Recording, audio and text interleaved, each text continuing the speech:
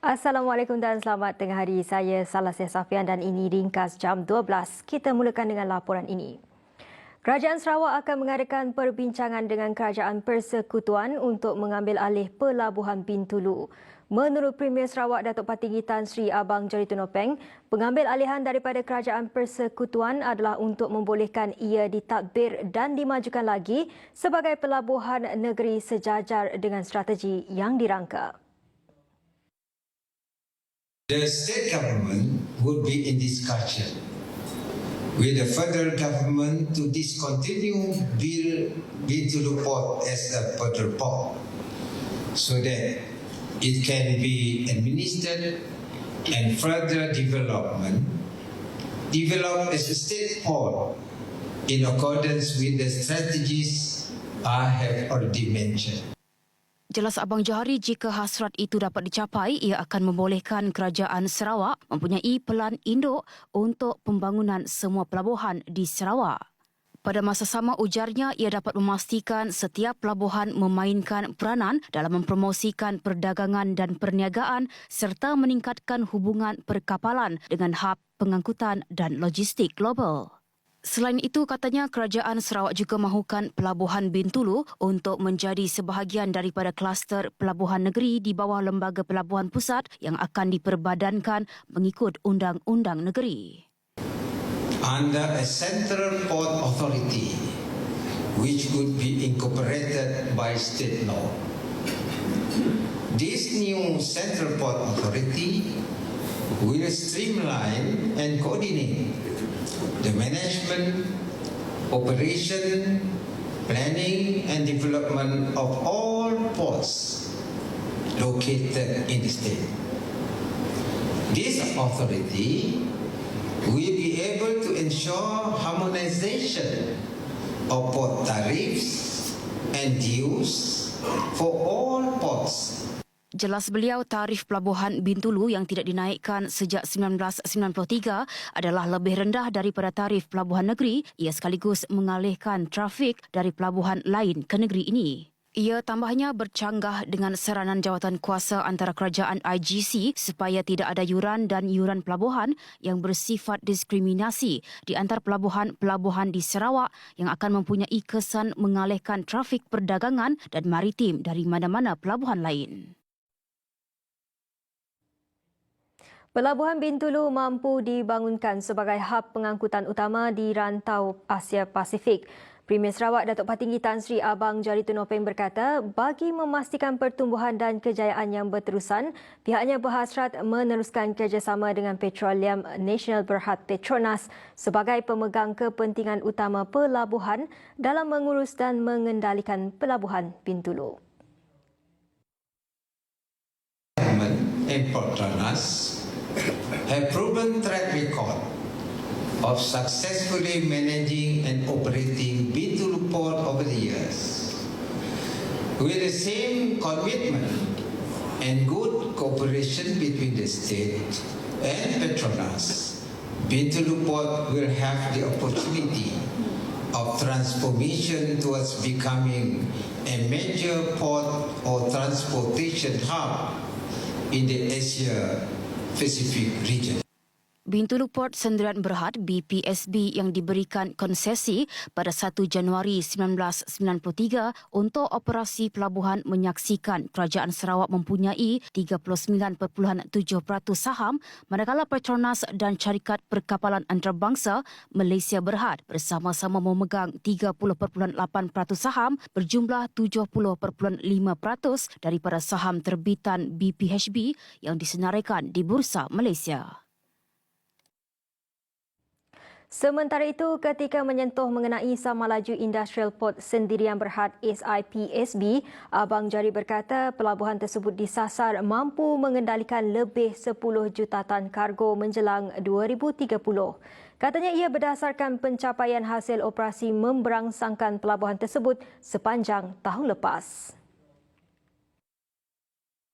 Menurutnya, syarikat tersebut turut berjaya membina, mengurus dan mengendalikan pelabuhan itu, terutamanya dalam memberi perkhidmatan kepada industri di zon perindustrian sama laju. For the year 2022, that was last year, SIPSB has reported operating revenues of 164.6 million ringgit and cargo throughput of 6.6 million tons. It is projected, with the steady growth of heavy industries at Samalaju, the port will be handling over 10 million tons of cargo by the year 2010. Beliau berkata demikian dalam ucapannya pada majlis makan malam sambutan ulang tahun ke-10 Pelabuhan Perindustrian Samalaju yang diadakan di Bintulu pada Selasa. Pada majlis tersebut, Abang Johari turut menyaksikan pertukaran memorandum persefahaman MOU antara SIPSB dan Perbadanan Ekonomi Digital Sarawak SDEC, Oci Kumho Sendirian Berhad dan Lembaga Kemajuan Bintulu BDA. Selepas pulang dari Singapura, Premier Sarawak Datuk Patinggi Tan Sri Abang Johari Tunopeng kembali ke Bintulu bagi melakukan lawatan kerja ke loji metanol Sarawak Petchem. Beliau yang tiba di fasiliti itu sekitar jam 10.20 pagi disambut pihak pengurusan tertinggi Sarawak Petchem. Untuk butiran lanjut, kita bersama rakan setugas Hafizur Muzamir yang berada di lokasi. Silakan Hafizur. Ya, terima kasih Salasiah di studio. Memasuki hari keempat keberadaan saya bersama dengan juru kamera Fikri Razak di Bandar Bintulu ini, pagi ini kami membuat liputan di loji metanol Sarawak Petchem sempena dengan lawatan kerja Premier Sarawak Datuk Patinggi Tan Sri Abang Johari Tunopeng ke fasiliti ini.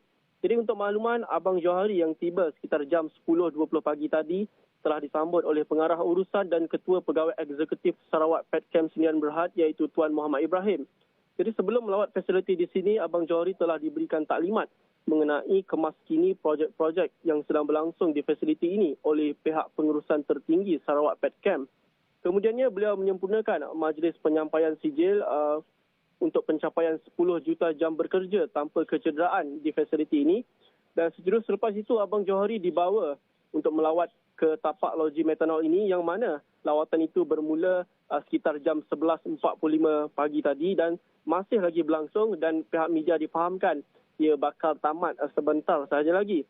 Dan selepas ini, Abang Johari dijadualkan untuk mengadakan sidang media mengenai lawatan kerjanya pada pagi ini. Namun pihak media masih belum mendapat kepastian apakah intipati yang bakal disentuh dalam sidang media itu nanti. Tetapi saya percaya beberapa perkara akan disentuh mengenai loji metanol Sarawak Petchem ini. Dan juga sedikit perkongsian, lawatan kerja ke loji metanol Sarawak Petchem ini sebenarnya berlangsung sehari selepas kepulangan Abang Johari dari Kota Singa, yang mana beliau bersama-sama dengan delegasi negara hadir ke negara itu dalam rawatan rasmi pertama Perdana Menteri Datuk Sri Anwar Ibrahim. Oleh itu, Salasiah, ada kemungkinan besar akan ada beberapa perkara yang akan dimaklumkan Abang Johari berhubung dengan lawatan ke Singapura tempoh hari. Selepas selesainya sidang media itu nanti, Abang Johari akan berangkat pulang ke Kuching sekaligus menandakan tamatnya lawatan kerja beliau ke Bandar Bintulu yang bermula pada Ahad lepas, yang mana kesibukan tugas dan juga jadual padat tidak menghalang beliau untuk menghadiri beberapa aktiviti sejak daripada Ahad lepas, iaitu pada Ahad lepas beliau telah hadir pada Majlis Rumah Terbuka Tahun Baru Cina anjuran Parti Demokratik Progresif PDP dan juga Food Show Association. Dan kemudiannya beliau berangkat ke Singapura. Dan semalam pada sekitar jam 9 malam beliau tiba ke Bintulu semula untuk menghadiri majlis sambutan ulang tahun ke-10 Pelabuhan Samalaju di sebuah hotel di sini. Baiklah Salasiah, sekian sahaja laporan saya pada jam ini. Laporan penuh akan saya bawakan pada Utama 8 malam. Saya Hafizur Muzamir, TVS Bintulu, kembali semula ke studio. Baik, terima kasih Hafizur atas laporan tersebut. Seterusnya, Malaysia dan Singapura bersetuju mengadakan rundingan lebih terperinci terhadap langkah Republik itu menambak kawasan sekitar Batu Putih dalam masa terdekat. Menurut Perdana Menteri Datuk Seri Anwar Ibrahim berkata, beliau membangkitkan perkara itu dalam pertemuan bersama Perdana Menteri Singapura Lee Hsien Loong pada lawatan rasminya pada Isnin. ICJ telah buat keputusan dan kita sebagai negara yang merdeka dan berdaulat mestilah menghormati keputusan penghakiman ICJ. Yang dipertikaikan ialah tentang beberapa langkah penambakan yang dilakukan. Tapi Perdana Menteri Singapura setuju supaya perkara ini diteliti oleh pasukan, apa alasan-alasan yang kita kemukakan, sama ada kerosakan dari segi persekitaran atau hal-hal yang bersangkut sempadan yang perlu diringgingkan secara teliti sebelum dimuktamadkan. Beliau berkata demikian kepada pemberita di Suruhanjaya Tinggi Malaysia di Singapura. Sebelum itu, Perdana Menteri turut menghadiri Majlis Ramah Mesra bersama rakyat Malaysia di Suruhanjaya Tinggi Malaysia di Singapura selama kira-kira 1 jam. Hadir sama isteri Perdana Menteri Datuk Seri Dr. Wan Azizah Wan Ismail. Sementara itu menyentuh mengenai isu air, Perdana Menteri berkata perbincangan akan diperincikan bagi memastikan bekalan air mencukupi kepada Johor dan Singapura dengan perkiraan baru sekiranya dapat diperluaskan ke Pahang. Mengenai lalu lintas ruang udara yang memasuki ruang udara Malaysia, Anwar berkata kedua negara sepakat untuk menetapkan kawasan yang harus jadi hak mutlak Malaysia. Rangka kerja kerjasama ekonomi digital Malaysia-Singapura boleh menjadi contoh kepada negara ASEAN lain dalam menyediakan tenaga kerja, perusahaan kecil dan sederhana PKS serta syarikat permulaan mereka untuk dekad digital.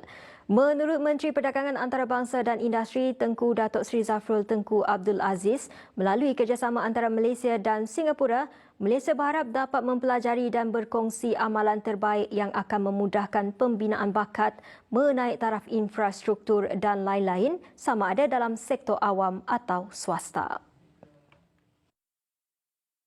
Through this collaboration with Singapore, Malaysia hope to learn and then also to share our best practices also with Singapore, and this will facilitate talent building, will facilitate infrastructure upgrading among others, whether in public or private sector.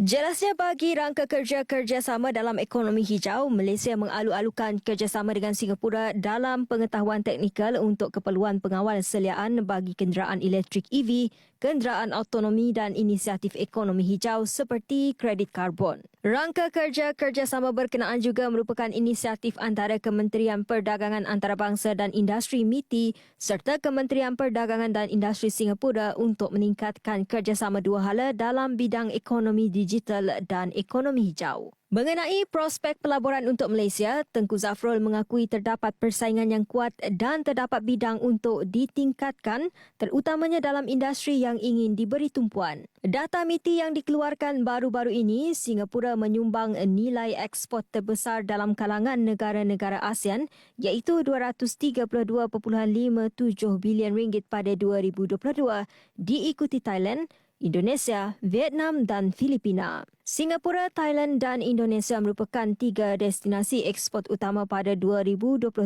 menyumbang 78.3% daripada jumlah ekspor Malaysia ke ASEAN. Laporan itu tadi mengakhiri ringkas untuk jam ini. Anda boleh juga dapatkan perkembangan terkini secara dalam talian di laman web TVS www.tvstv.my dan juga semua platform media sosial TVS untuk siaran berita semasa, hiburan dan variasi tanpa henti. Terima kasih kerana menonton. TVS menginspirasi duniamu. Saya Salasiah Safian. Salam hormat.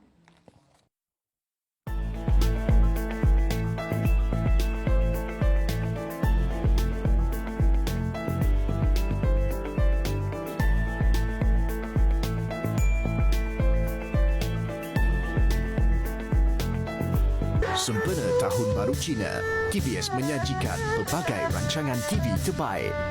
TVS Live Istimewa Tahun Baru Cina. Chai Bale. 欠你那一点钱而已，你追我几条街？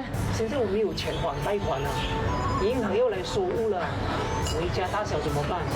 睡街边啊？ Noted Strains. 你的爸爸在去世之前，他是我。 TVS mengucapkan Selamat Tahun Baru Cina.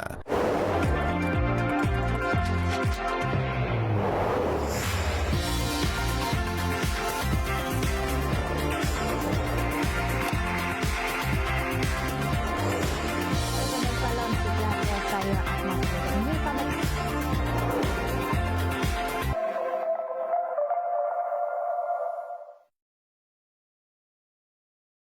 Welcome gamers to another edition of Gamer Zone, where we play games, talk games, and share with you the latest in gaming with me, Yume Suryani.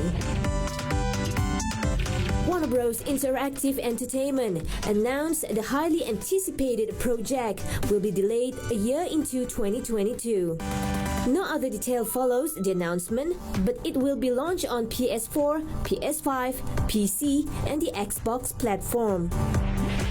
The game was first revealed during the DC Fandom event back in 2020, and the starring lineup for the game includes Batgirl, Nightwing Robin, and the Red Hood as playable character. The game is a sequel to the ever-popular Arkham Batman series, where it was released back in 2015 by Rocksteady Studios, and will compete with another sequel to the Arkham series, which is Suicide Squad Kill the Justice League, also to be released sometime in 2022. Announced during Sony's State of Play, newest entry to the Valkyrie series of games, Valkyrie Elysium, will be released sometime in 2022 for the PS4, PS5, and Steam. This brand new game entry brings Valkyrie's fans into a world inspired by the Norse mythology, with fast-paced, thrilling game combat and stunning audiovisual presentation like no other before it.